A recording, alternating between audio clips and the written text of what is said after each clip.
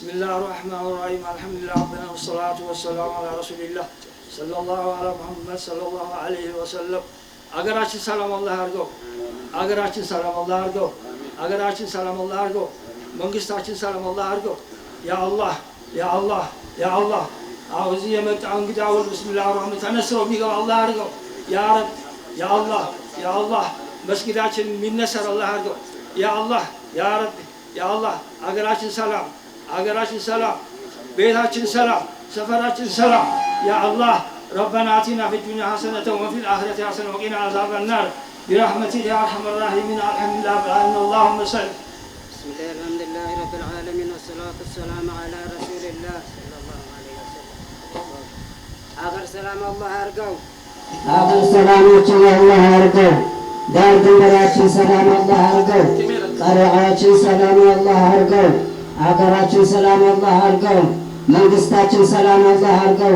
يا هاجر بسم الله الرحمن الرحيم يفلسقنا الله يرقو يا إدقات الله يرقو وجه وطات بسم الله ميزان الربات بسم الله الرحمن الرحيم يخاف زبات مسجد الله يرقو دستنا هنا لا دستا ما يليه الله يرقو بيته دستا يهون أقره السلام يهون من مدفر نقر ما قنيات يهون انكفاتهم يا القلة يهون كام رحمة بسم الله الرحمن الرحيم قبا من القبا يجهون يا محبة سوتش الله هرقن يا جنة سوتش الله هرقن وسلام على المرسلين والحمد لله رب العالمين بحق سبحان ربك رب العزة عما يصفون وسلام على المرسلين والحمد لله رب العالمين اللهم صل.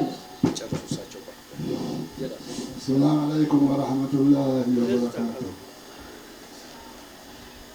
يا رب نجاهن وشتي نجاهن نقولش يا رب نجاهن وكن يا رب بيتنا نجاهن نجاه قارين وكن نجاه تسقبان وكن يا رب يكين نوكنانيس يا رب بيكين أفان تكون وقول يا رب أفان تكون وقول يا رب ولا موتما بكل نقول موتما أمة بكل قول يا رب بيكين الذي نجاه كي بيكين وقول يا بكي يا بكي يا سكرم لي ولا مكتوب هالخم كجبت يا ربي واسك أنك أنا يا ربي نوّاد يا ربي نوّاد يا ربي يتم نقننيس يا ربي يتم نقننيس يا ربي واجب يتم ناقص عكاس يا ربي واجب يتم ناقص عكاس يا ربي وانتل نراقب وانتل يا ربي كنوكن يا ربي وانتل نوكن وانتل نراقب وان لما كان نمتل وان أكيد كان نمتل وان علم كان نمتل يا رب نور راقب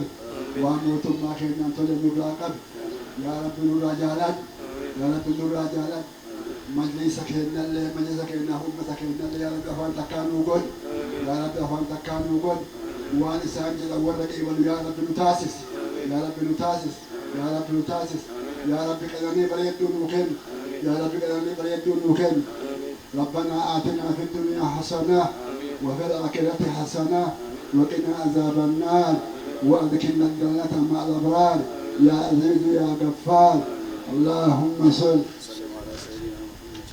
تكبير الله أكبر. جارسولي كينيا مانغودوتا في هنغفوتا كينيا هدو غلطوما إسانين جنة ummanni hundinuu du'aa itti taajuma mootummaan du'aa itti taajuma ummanni islaamaa mootummaan akkasuma namni nama jedhame hundi rabbiin jala harka qabata kaleessas du'aadhaan as geenye har'as inshallah du'aa rabbiin kadhannee bakka feene geenya kanatti aansuudhaan yeroon keenya gabaabaa ta'u wajjini keessummoota affeeramanii gara kana dhufanuu dhiifama guddaa wajjin daqiiqaa muraasa qofa akka fayyadamnu angawonni akkasuma hoggantonni keenya gama majlisaas gama qaama mootummaatis dhufan hojii hedduu waan qabanuuf hedduu as turuu waan hin danda'amneef jecha daqiiqaa muraasaa fi gaggabaabaa keessatti ergaan akka dabarfatu asumaan dabarsa sadaffaarratti ergaa baga nagaan dhuftanii kan nuuf dhiyeessanu dura ta'aa mana maree dhimmoota islaamummaa magaalaa furii ሼክ ኑረ ዘማን ተውየቹ ከዚህ በመቀጠል የእንኳን ደህና መጣችሁ ንግግር የሚያደርጉልን የፉሪ ክፍለ ከተማ የመጅሊስ ሰብሳቢ ሼክ ኑር ዘማን በቀጥታ ወደ መድረክ ጋብዛችኋለሁ። فليتفضل مشكورا وماجورا. تكبير الله أكبر تكبير الله أكبر تكبير تكبير الله أكبر. بسم الله الرحمن الرحيم. الحمد لله الذي بنعمته تتم الصالحات وبفضله تتنزل البركات وبجوده تتوالى الرحمات، والصلاة والسلام الأتمان الأكملان على أشرف ولد الأذنان نبينا محمد صلى الله عليه وعلى آله وأصحابه ما دامت النجوم في السماوات. كبجمو دكتور شيخ علي محمد إبا والاتقابا قمي علماء إسلاما فدرالا. كبجمو دكتور محمد حامد الدين بريسا ولانا قمي علماء فدرالا. كبجمو شيخ غالي مختار برزدانتي منمري ولانا دموتا إسلاما نانو أورميا. كبجمتو آد سعدا عبد الرحمن أفيائي منمري نانو أورميا. كبجمو أبو سمان أبا غوجم أبا تايتا في بيتا أبينيا نانو أورميا. كبجمو دكتور أمان قدتا والاتقابا من مرين موتا إسلاما أولانا مقالة شقر. كبجمو دكتور قلو قلقلو إتي أنا كنتيبا والجنس مقالة شقر. كبجمو دكتور هلاكي واقو هلاكي بالجنسا bulchaa kutaa magaalaa Furii. Kabajamoo fakkaataa gammadaa hoogganaa waajjira paartii badhaadhinaa kutaa magaalaa Furii. Kabajamoo kumaandar Addis Alam akkasumas qaama nageenyaatii wajjiniin. Kabajamoo walitti qabaa miseensota kutaa magaalaa Furii mana maree dhimmoota Islaamaa. Akkasumattis kabajamoo fi jaallatamoo miseensota mana maree dhimmoota Islaamaa kan magaalaa Shaggar irraa asitti argatan magaalaa Oromiyaa kutaa naannoo Oromiyaa irraas kan asitti argamtan du'aatonni, imaamonni, ummanni kan keenya jiraattonni kutaa magaalaa Furii كم بكا كانتي أستي والدتك أبمتن. السلام عليكم ورحمة الله وبركاته. سنين جتشو بربادا كانتي أنسي بكا كانت أبدي مكاكيا في مكامنا مريد موت إسلاما كتا مقالا فريتين بقنا قان دفتن يرون سنين جت قمتشو قداتو نتل أقهاما بقنا قان دفتن أنا دفو لفتس لفكيسني نمنس نمكيسني أهلا ومرحبا بكم جميعا. بقنا قاعد أن دفتان سنين جنة قيان الرام قيا سينك أبيسا قيا تاريكا قيا سينان دقتشو هندن ديني من ربي جنات مورا من ربي كيسد بكا أوغنتوني أولانا أورميا را دفن جرانت بكا قرتني أوغنتوني بلچيزة شكر جرانت بكا قرتني كان كتا مقالا جرانت أكسمت مني مريد موت إسلاما كان فدرالا كان أوروميا كان شكريف كان كتا مقالا كان آنوتي علمان دعاتون أبان كمينيا بيكم توني bakka jiranutti akkasitti walitti qabamuun keenya guyyaa seena qabeessaati.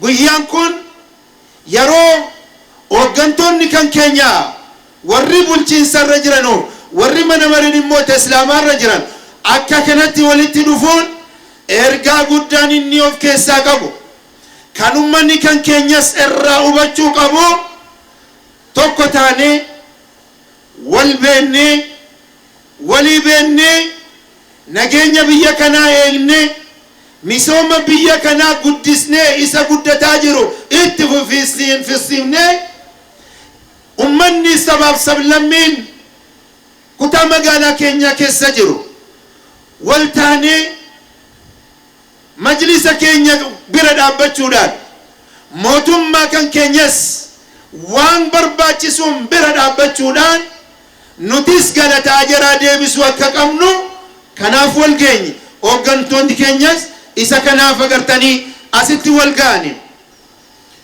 manni mareen dhimmoota islaamaa kutaa magaalaa Furii yeroo bakka kana dhaabbanne ummata keenya fuuldura dhaabbanne hooggantoota keenya fuuldura dhaabbanne ergaan guddaan nuti waliif dabarsinu manni mareen dhimmoota islaamaa kutaa magaalaa Furii riqicha yookaan immoo dildila ummata keenyaaf mootummaa kan keenya walitti fide ummata keenyaaf mootummaa kan keenya walitti hide isa qabnu jabeeffanne isa dhabne kan waliin barbaannu akka ta'e riqicha taane akka waliin nageenya biyya keenya irratti hojjennu akka waliin misooma biyya keenya irratti akka hojjennu isin beeksisuu barbaanna.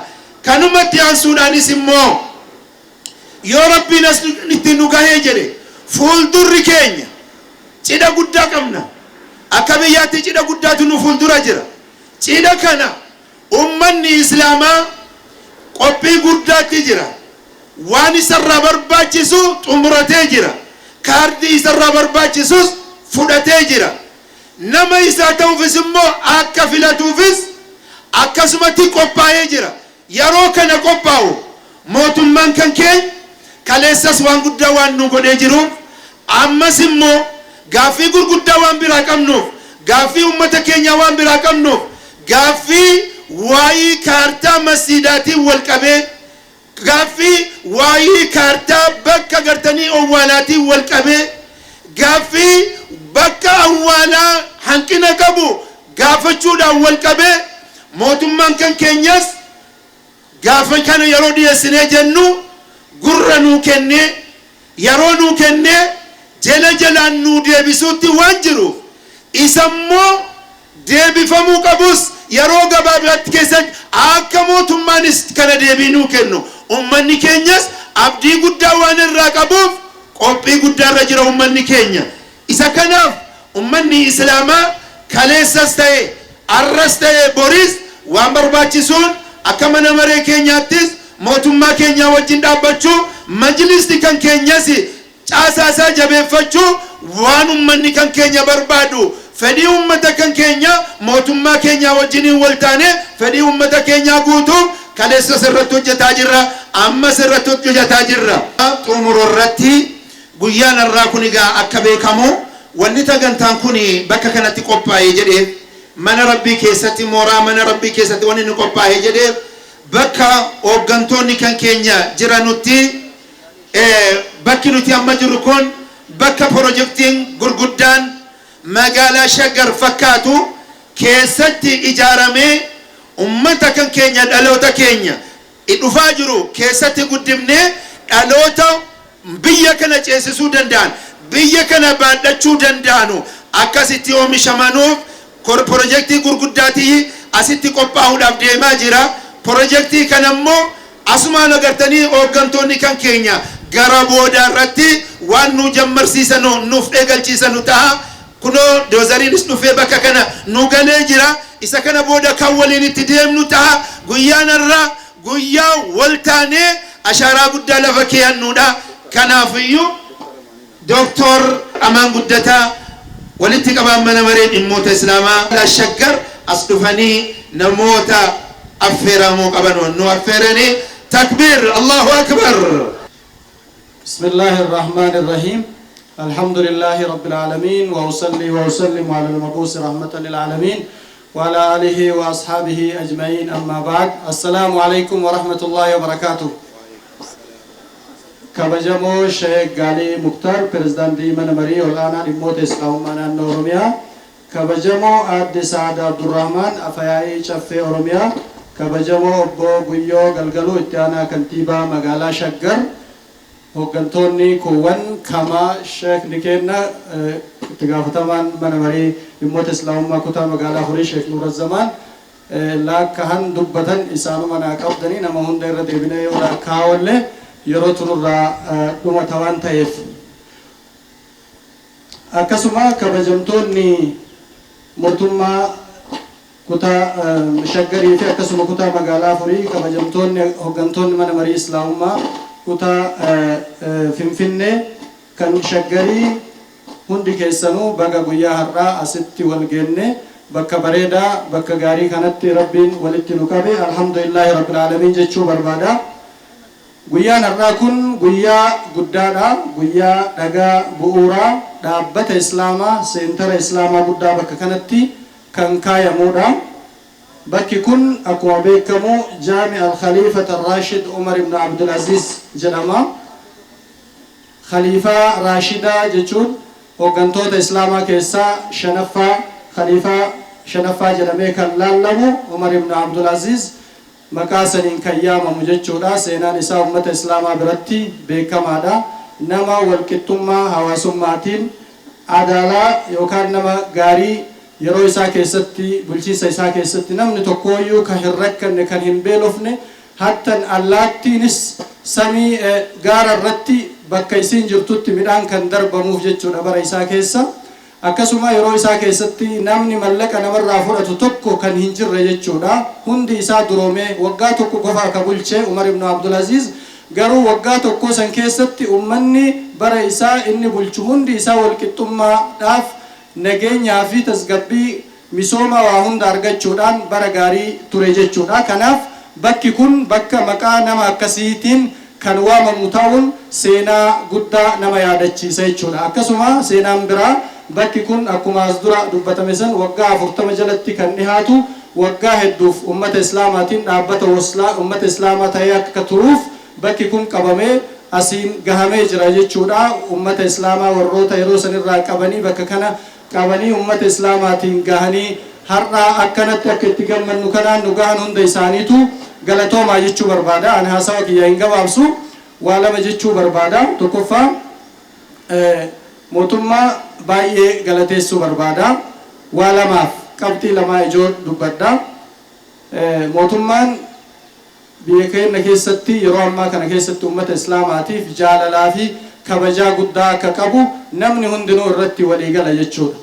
Sanniin keessaa nuti akka magaalaa Shaggariititti waa lama kan ibsuu barbaade yeroo nuti waajjira isaanii dhimma ummata islaamaatiif dhaynee isaan dubbisnu kabajaa guddaadhaan simannaa gaarii nuu taasisanii yeroo gaarii nuu kennanii dhimma ummata islaamaa rakkoo ummata islaamaa kan waggaa hedduu walirratti tuulamaa ture san akka furuuf nu wajjin jaalalaan gammachuudhaan jedhan kanarratti baay'ee tokko galateeffachuu barbaada. Yeroo keessattuu kantiibaan magaalaa Shaggar yeroo nuti dhaynu sa'a 2 sa'a 3 nuu kennanii sa'a hedduu teennee dhimma ummata islaamaa irratti wajjin mari'ataa ture jechuudha. Kanaaf baay'ee galatoomaa jechuu barbaada. Lammaffaan ammoo uummanni islaamaa biyya kana keessatti yeroo baay'ee rakkoo adda addaa rakkoo masjidaa lafa awwaalchaa kan ture san akka argatuuf deebii isaan nuu kennuu jalqaban lafoota hedduu nuu kennamee kan jiru jechuudha. Keessattuu Koyyee Faccee keessatti lafa masjidaa bal'aa lafa nuu kennamee jira. Waajjira majlisa Oromiyaatiif nuu kennamee jira.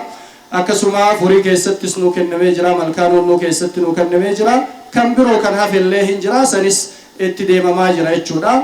Amma ammoo wanni keessatti xiqqoo isii jabeessee dubbachuu barbaadu waajjira majlisa Shaggar Furii irratti karaa guddaa irratti saayit pilaaniin isaa kan nuu kenname isa kanas porosesiin isaa kan itti deemamaa jiru yeroo gabaabaa keessatti akka nuu dhumatu tanallee asumaan isaan gurra buufannaa waliigalatti akka isaan nu wajjin dhaabatanii nu kabajanitti nullee isaan kabajne akkuma duratti asii dubbatame kana wanta nageenya biyyaa walqixxummaa biyyaa keessatti uummanni islaamaa akka gahee kenna baanuu fi isaanis akka galatooffannu jechuu barbaadeeti haasawa kiyya hin gabaabsu jazakumullahu khairan.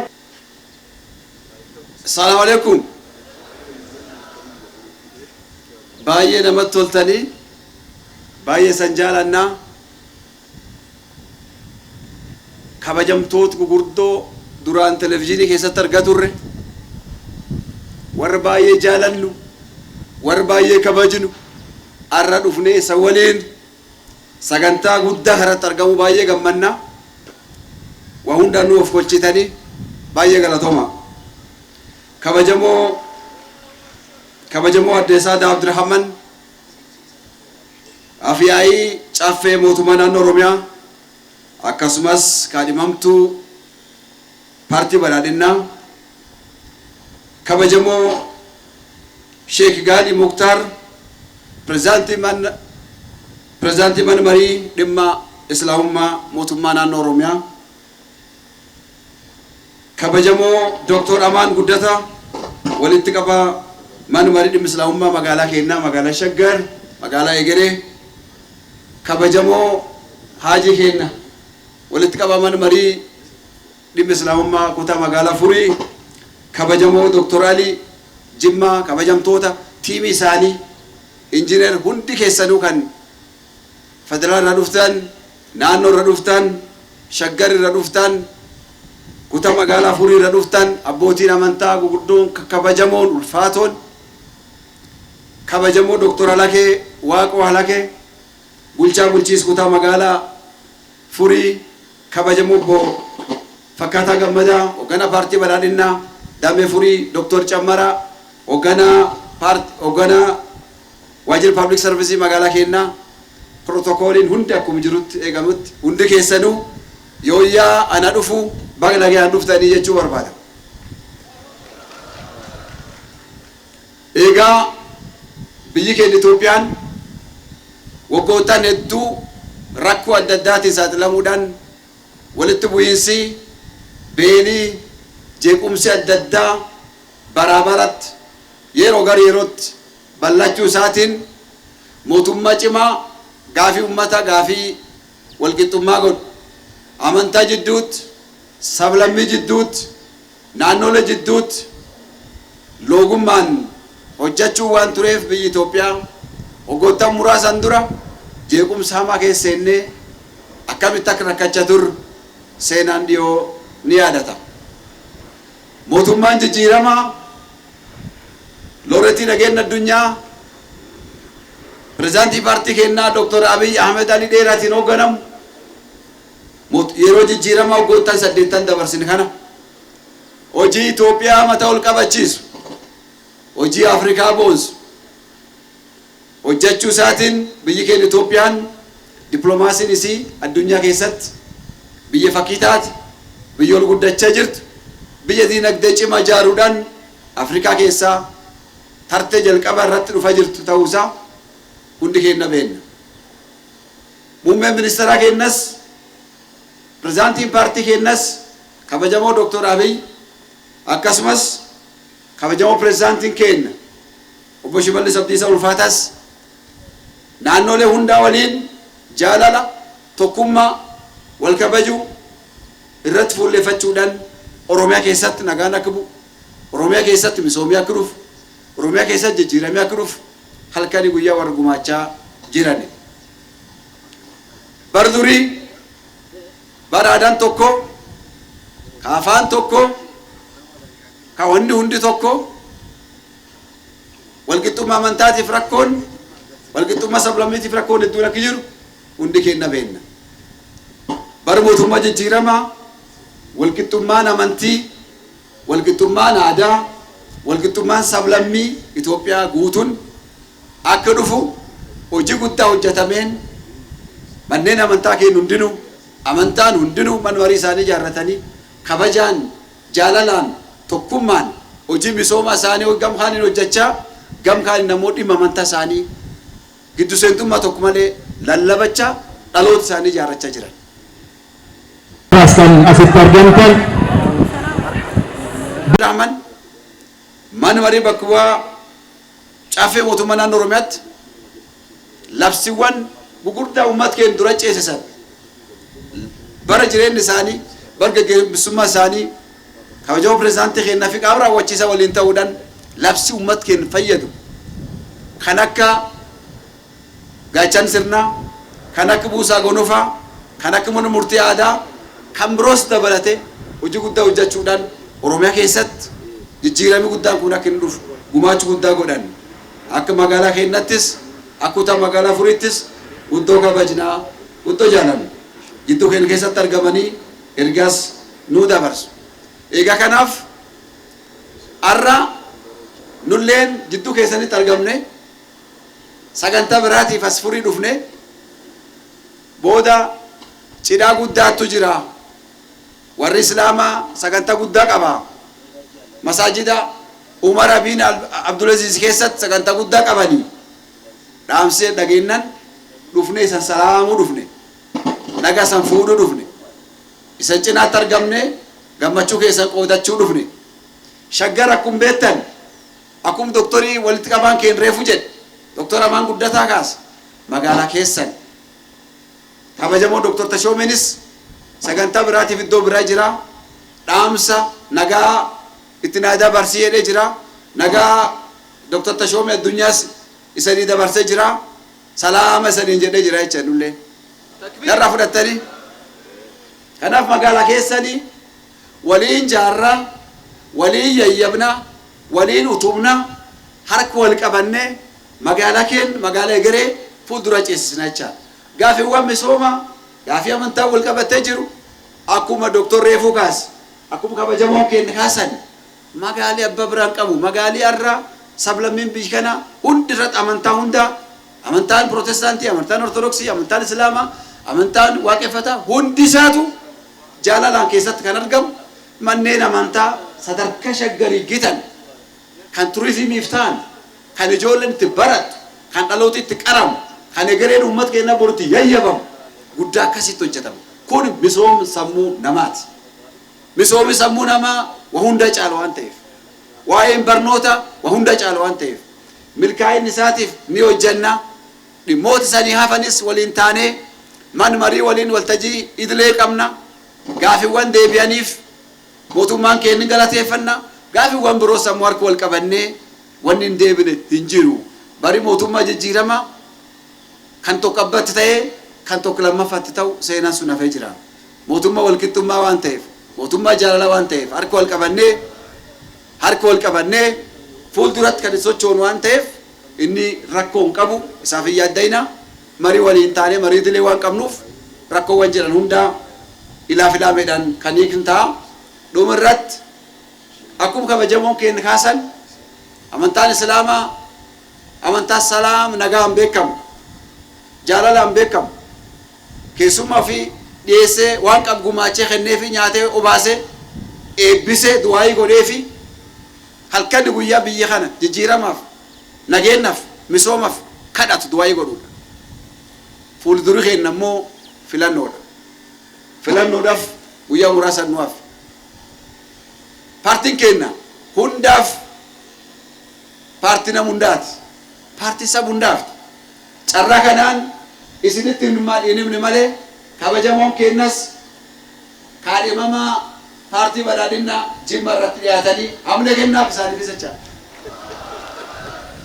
Kanaaf mootummaa keessan akkamitti akka filattan hin beektu. Anas dhaabadhee kana tana hin jedhu abbootiin amantaa keenya reefuu jedhanii jiru. Mootummaa nuu ta'e, mootummaa nuu kabaje, mootummaa beelaaf dheebuu gaddaaf gammachuun waliin qabu, ka hundaan waliin qoodatu, hojii misoomaa jalqabamu akkamitti fuuldura ceesisnaa, akkamitti akka itti fufsiin nuu hin beennaa waan jedhaniif guddoo sanii hin boonnaa, guddoo san jaalannaa. Gam keessan kan yaaddoo tokko hin qabnu, sodaa tokko hin qabnu, wal waliin jirra, du'aayis nuu godha. አገራችን ኢትዮጵያ አሁን የጀመረውን ልማት ስራዎች ወደ ላቀ ደረጃ የምናደርሰው በጋራ ስንሆን ነው። አሁን ያለው መንግስት የልማት መንግስት ነው፣ የለውጥ መንግስት ነው፣ ህብረ ብሔራዊ ነው። ለሁሉም ብሔር ብሔረሰብ እውቅና የሰጠ ነው። ሁሉም እኩልነት እንዲረጋገጥ ተግቶ የሚሰራ በአፍሪካም በዓለምም ትልቅ ተጽዕኖ እየፈጠረ ያለው አስገራሚ ለውጥ በአስገራሚ ድል ታጅበው በዘመናት መካከል ታይቶ የማይታወቅ የዘመናት ጥያቄ የነበረውን የቀይ ባህር ጥያቄ በድፍረት በፊት ለፊት በዓለም መንግስታት ፊት በትልልቅ ኢንተርናሽናል መድረኮች ፊት ምንም ሳይፈራ ሳይሸማቀቅ ለሀገራችን ለኢትዮጵያ የሚገባውን በፊት ለፊት እየታገለ ያለው መንግስት ነው። አባይን ጨርሰናል። አባይ ሁለተኛ አድዋ ነው። ለመጀመሪያ ጊዜ ከልመና ተላቀን ለማገር እያለን ጠንካራ እጆች ህዝቦች እያለን አንለምንም፣ ስንዴን ከውጭ እናስገባም፣ አምርተን ለሀገር ኤክስፖርት እናደርጋለን በማለት ዛሬ የምግብ ዋስትናን ለማረጋገጥ ወደ ውጭ ኤክስፖርት ማለት ተጀመረ። እጅግ በጣም በለውጥ የተወለደ መንግስት ነውና መንግስታችሁን ዱዓ ያድርጉለት። ፊት ለፊት ያለው ምርጫችን የሰላም የዲሞክራሲ እንዲሆንልን ዱዓ ያድርጉልን። ማን እንደምትመርጡ እናንተም ታውቃላችሁ። እጅግ በጣም አመሰግናለሁ። ጉዳ ገላቶማ ሞቱማ ኬንጨሲሳ ፓርቲ ኬን ወሊን ፉሊ ዱሪ ኢፋ